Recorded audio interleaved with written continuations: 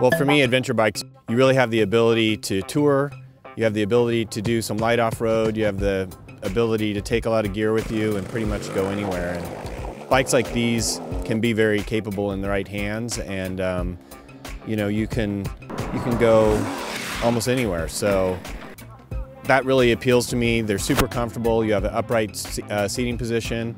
And then you get on the street, and as a commuter or as a weekend sport bike, they handle great, they perform great, they have great engines, so they're really versatile bikes, probably the most versatile bikes that have ever been made.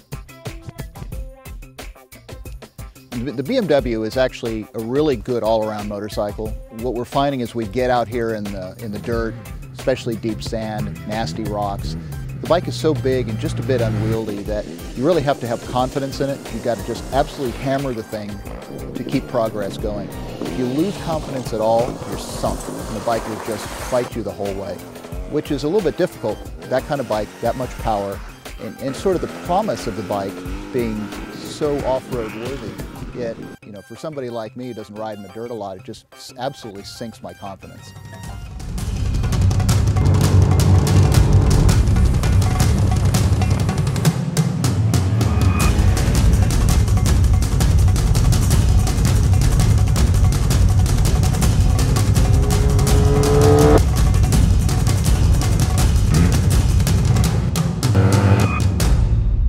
The BMW is clearly biased towards the street.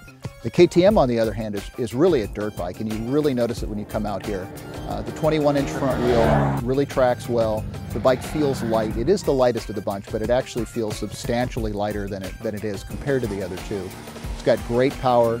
The traction control you can turn off easily because, well, it doesn't have traction control. ABS brakes work fine. You can disable those easily.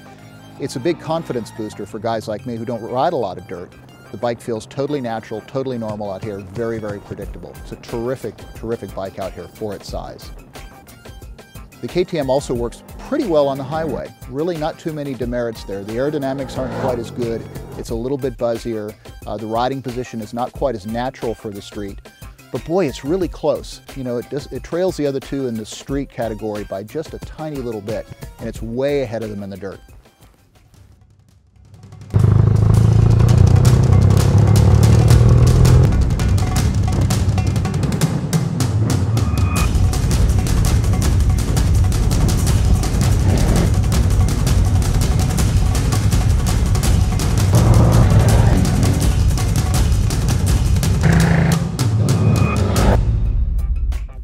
The Yamaha is actually really nicely placed between the BMW and the KTM. If you have the KTM as really dirt-worthy and the BMW is really street-worthy, the Yamaha finds that interesting mix right between the two.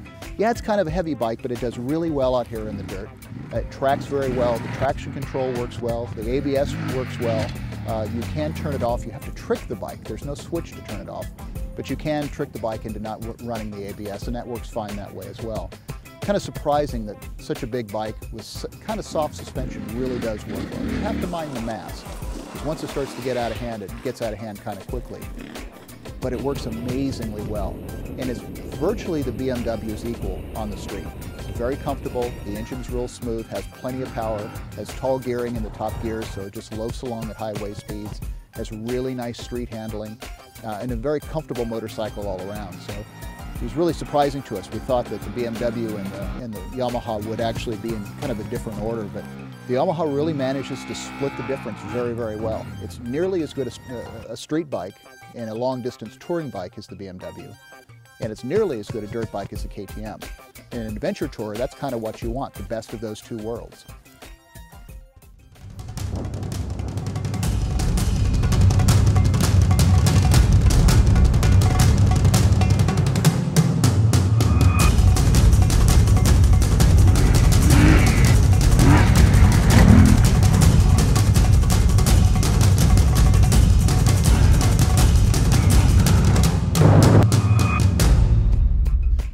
Which of these three bikes you're going to like the best really depends on how much dirt riding you're going to do. That's the key criteria in my view. So if a lot of your riding, 30–40% of it is going to be off-road, KTM's the easy choice there. The BMW is at the other side of that spectrum. It's very much a great street bike, And the kind of riding you do for that is going to be 90% road, back roads, things like that, and maybe 10% on fire roads and things like that. That's really where the BMW is happy.